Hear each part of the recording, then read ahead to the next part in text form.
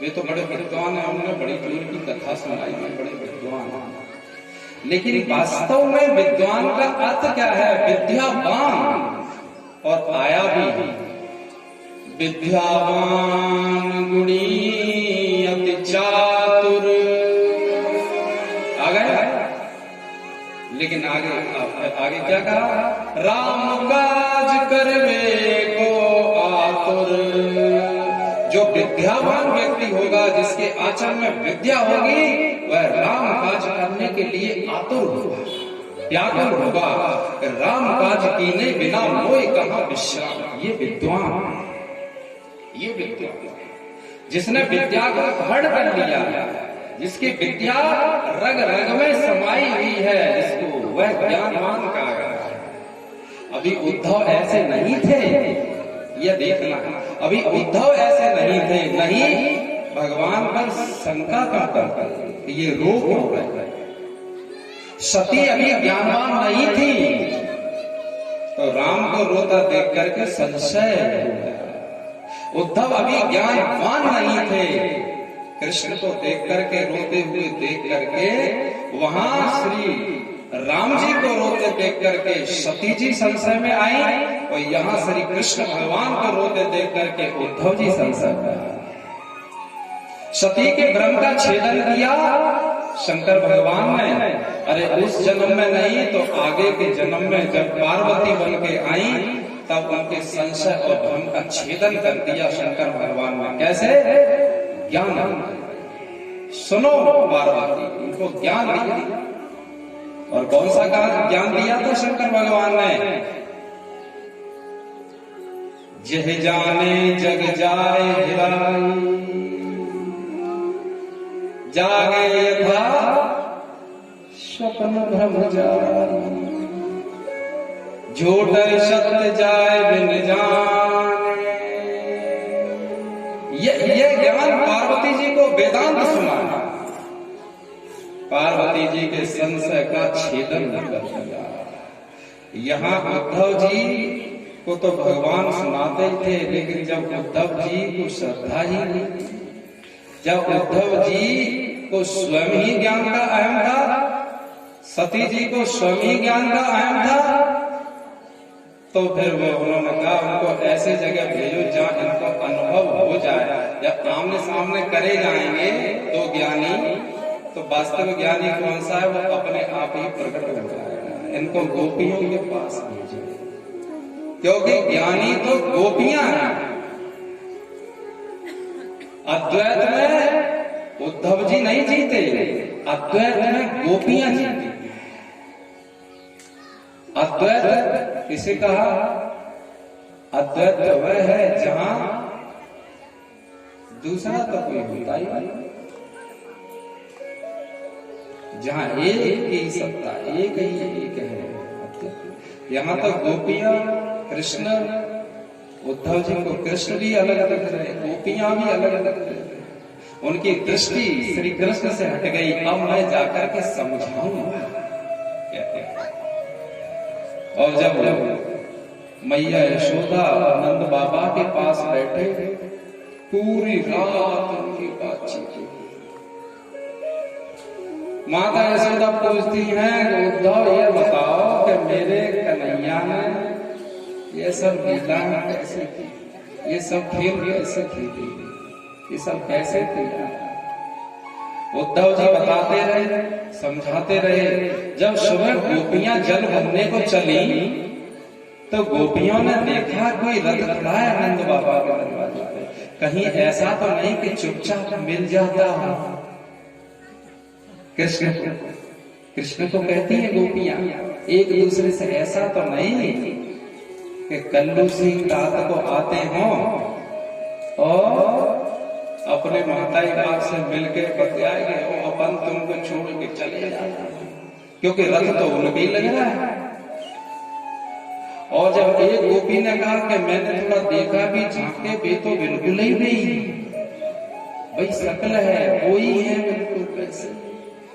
जब गोपियों ने जाकर के देखा, कहती हैं लग तो भी, बस थोड़ा सा अंतर है, अब कछु उनको रंग साफ होगा।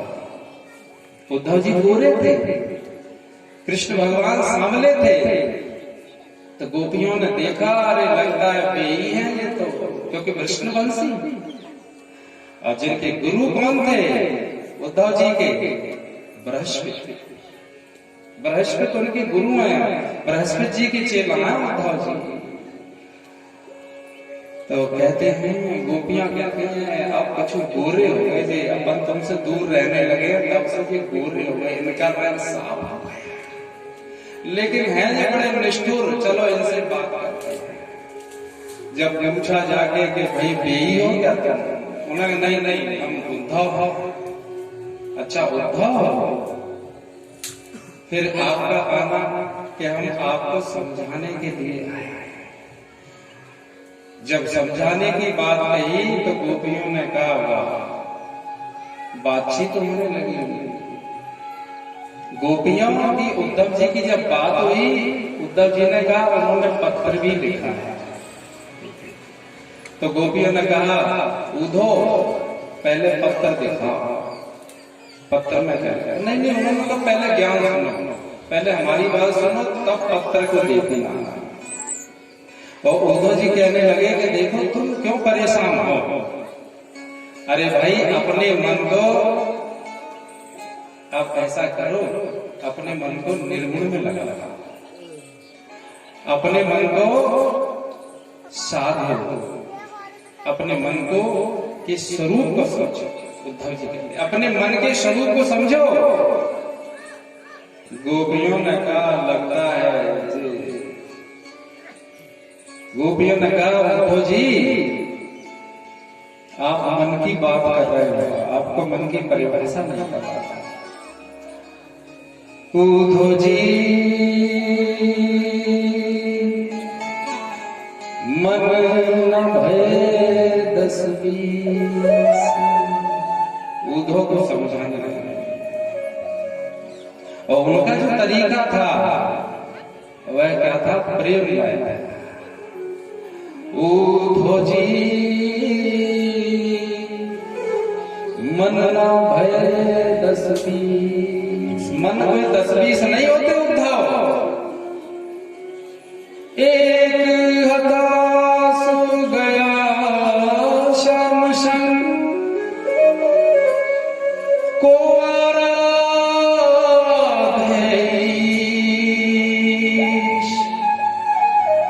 उद्धव जी मन न भय 10-20। एक मन था उद्धव, तो उनके संग चला गया। मन ईश्वर में लीन हो गया, मन बचा ही नहीं है। भाई कोई मन बचा के रखे वो भक्त भी बना रहे हैं। मन बचा रखा है वो भक्ति, तो कहते हैं हम भक्त है नहीं। जिसने अपने मन को भगवान में लीन कर दिया है उसे कहते हैं भक्त। भक्त माने ये है कि वो विभक्त, विभक्त माने होता है अलग अलग, भक्त माने होता है एक हो। जहां शिष्य और गुरु एक हो जाते हैं, जब भक्त और भगवान एक हो जाते हैं, उसका नाम भक्ति, उसका नाम ज्ञान है। इसको ही ज्ञान कहा जाता है, इसको भक्ति कहा जाता है। ज्ञान में और भक्ति में कोई भेद नहीं होता। यदि कोई ज्ञान और भक्ति में भेद कहे तो समझो अभी इसको बोलो यह ज्ञानवान। भाई उसी का नाम ज्ञान है, उसी का नाम भक्ति है, जो भगवान में डूब गया। अब मन कहाँ है उद्धव? तुम किसकी बात करते हो? उद्धव ने कहा, देखो जहां आपने मन दे रखा है गोपियों, वे तो द्वारका में है। बोलो वो यहाँ कहाँ है? गोपियां कहती हैं, सुनो उद्धव, आपके लिए द्वारका में बने, आप उन्हें द्वारका में छोड़े आए हो, ठीक बात है, लेकिन हम तो क्या कहें, कल जमुना जी से जल भरने गए, जब हमारा गगरा भर गया, अब हम पे उठाए नहीं उठे। अब कैसे उठे? तो वे आए और उन्होंने गगरा उठा करके भाई सिर पे अभी तो रखा है सुबह सुबह। तुम कहते हो कि द्वारका में। एक गोपी कहने लगी उद्धव तुम्हारे लिए होंगे उद्धव जी द्वारका में कृष्ण, लेकिन जब मैं पानी भरने गई तो मेरे पैर में कांटा लग गया। मैं गागर सिर पे रखी थी तो मैंने कहा अब कैसे निकालूं, इतने में तो भी आ गए और मेरे पैर में से कांटा निकालने लगे। तुम कहते हो कि मैं द्वारका में है। वो तो जब हम देखना चाहें तब प्रकट हो जाते हैं। भक्त जब चाहता है तब भगवान को प्रकट कर जाता है। भक्त की बस में रहते हैं। यही तो आप समझना है कि यदि कुछ व्यापक निर्गुण निराकार ब्रह्म का यदि प्राकट्य होता है तो भक्त की प्रार्थना पर ही होता है। व्यापक विश्व रूप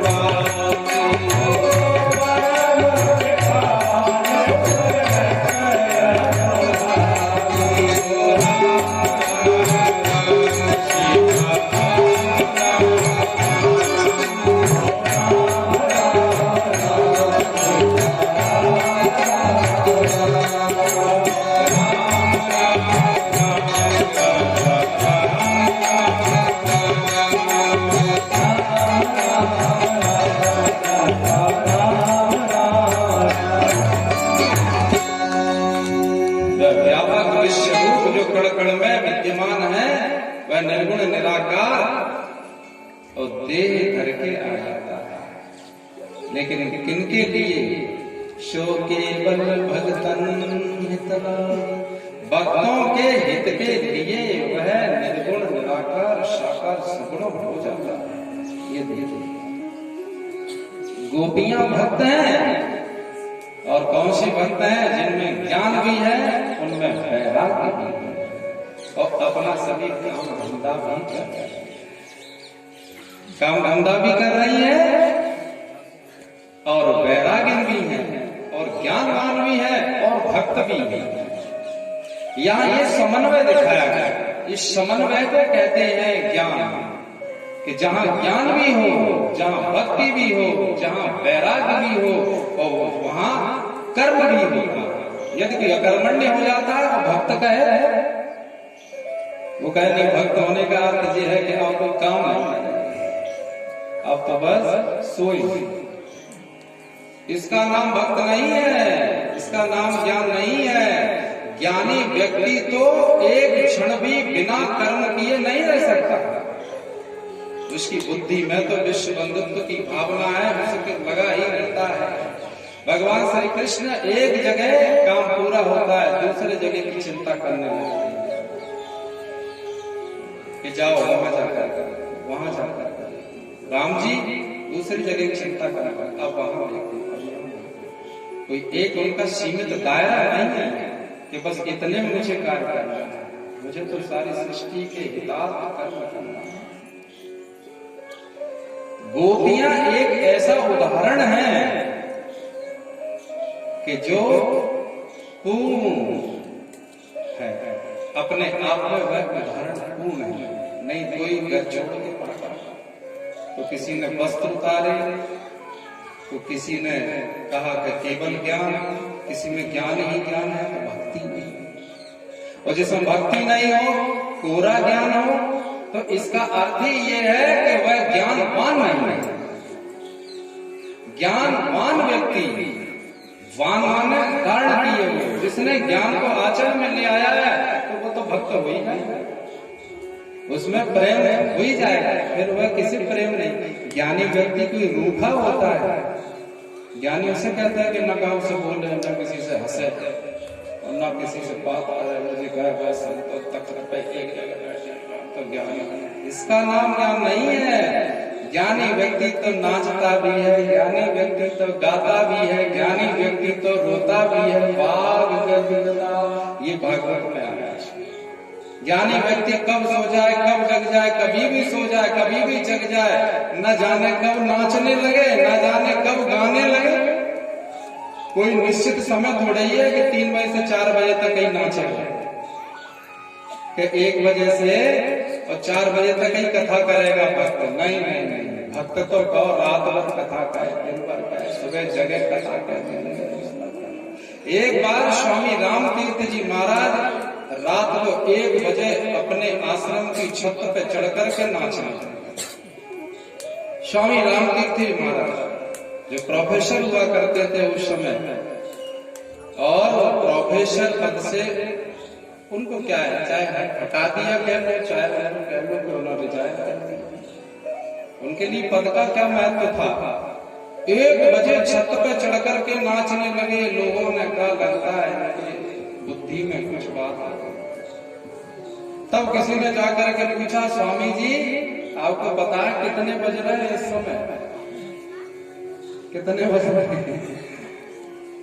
तो भक्त कोई समय देख के छत पे जाएगा क्या? समय देख के नाचेगा क्या? समय देख के खाएगा क्या? नहीं नहीं नहीं। तो लेकिन स्वामी जी ने कहा 1 बज रहा। तो उस समय तो ठीक 1 ही बजा था, लेकिन थोड़ी देर बाद फिर पूछा, स्वामी जी कितने बज रहे हैं? देखो आप नाचने में लगे हो। स्वामी कहते 1 बज रहा। फिर 2 घंटे बाद पूछा गया, स्वामी जी कितने बज रहे हैं? 1 बज रहा। तो सभी ने कहा, स्वामी जी आपकी घड़ी में 1 ही बजता रहता है, घड़ी बंद है क्या? स्वामी जी ने कहा, अरे भक्तों, मेरी घड़ी में ही नहीं, इस पूरे ब्रह्मांड में बजने वाला तो 1 ही है, दूसरा तो बज ही नहीं सकता है।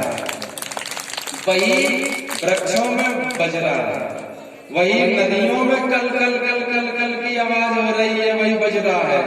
वही कोयल से बज रहा है, वही चिड़िया से बज रहा है, वही हमोर्तम से बज रहा है। यदि बजने वाला है तो 1 ही है, दूसरा कोई नहीं बज सकता। इसलिए उनके हृदय से उद्गार निकल पड़े, मुझे मेरी मस्ती वहां लेके आई जहां मेरे अपने सिवा कछु नाई,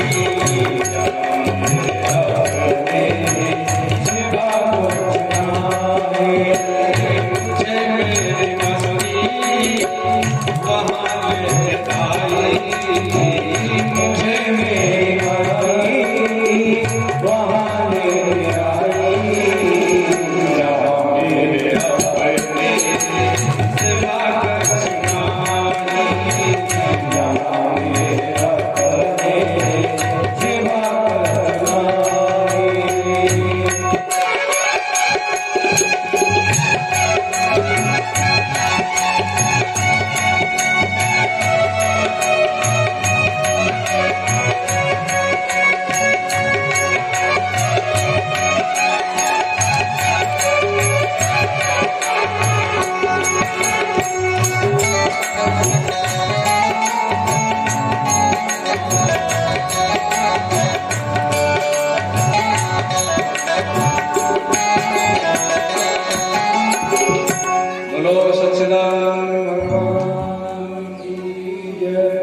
यह है मस्ती, यह है अद्वैत की मस्ती, इसे कहते हैं।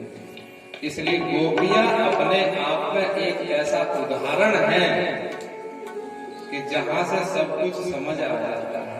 जैसे शबरी मैया की नवदा भक्ति अपने आप में एक उदाहरण है कि उस नवदा भक्ति में ज्ञान, वैराग्य, कर्म और सब की बातें उसमें आ जाती भक्ति की, ज्ञान की, वैराग्य की, कर्म की, सम की, दम की, तितिक्षा की, उपराम की, श्रद्धा, समाधान, षड संपत्ति, साधन, चतुष्ट, सब कुछ नौवा भक्ति में आ जाता है। ऐसे यहाँ गोपियां अपने आप में एक उदाहरण है। यदि गोपियों का नाम आ जाए तो अपने आप स्पष्ट हो जाता है कि भगवान कैसे होते हैं। गोपियों ने कहा था कि मोहन प्रेम बिना नहीं मिलता, चाहे कर लो कोटि उपाय। आज की कथा निकली हृदय से। आज ये कथा श्रोता होंगे, बोलते तो श्रोता हैं, तो अब आज की कथा से ऐसा लगने लगा, रिंकू जी, आज की कथा से ऐसा लगने लगा कि अब इस प्रांगण में एक बार श्रीमद् भागवत की कथा हो, कभी भी श्रीमद् भागवत की कथा 7 रस की अब हमारे अंतःकरण में आ गया कि वही सुनाए जाए। कैसे हमें आनंद आता है ना, तो हमें आनंद आता है, आपको भी सुनने में आता है, तो जैसे कुछ तीसरी बात तो है ही नहीं। तो फिर इसी प्रकार से आयोजन होना का 2 ही दिन तो बढ़ना है, 5 का होगा 7 का हो जाएगा, और कथा हमें इन्हीं पंडित जी का और सुनना आपको ही है। अब गामा कौन सी चीज बढ़ गई, 2 दिन हम बस पढ़ गए। तो भागवत में क्या है, क्रम से जब श्रीमद् भागवत, इसीलिए तो कहा भागवत श्रवण करने से जिनके अंतःकरण भक्ति नहीं, भक्ति जाग जाती है। जिनकी जिज्ञासा है उनकी मुक्ति हो जाती है, जिनको मोक्ष प्राप्त करने की इच्छा है उनको मोक्ष मिल जाता है, और जिनकी भक्ति सोई है उनकी भक्ति जाग जाती है। और लिखा तो इतना है कि यदि सांसारिक इच्छाओं भी हों, उसमें वर्णित है कि यदि संसार की भी कामना है कोई, तो उसकी भी पूर्ति श्रीमद् भागवत महापुराण के श्रवण से हो जाती है। अब आप कहोगे लोग अब 2-3 दिनों से तो नहीं कर रहे हो कि भगवान से कुछ मांगो, ऐसी बात नहीं है। इसका भी एक उदाहरण दिया है, रामचरितमानस ने भी दिया है, और भगवत गीता में भी दिया है, और भागवत जी में भी दिया है कि भगवान की भक्ति जो करते हैं वे 4 प्रकार के बताए।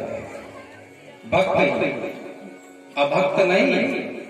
अभक्त तो उन्हें कहते हैं जो भगवान का नाम ही नहीं लेते, वे तो अभक्त हैं।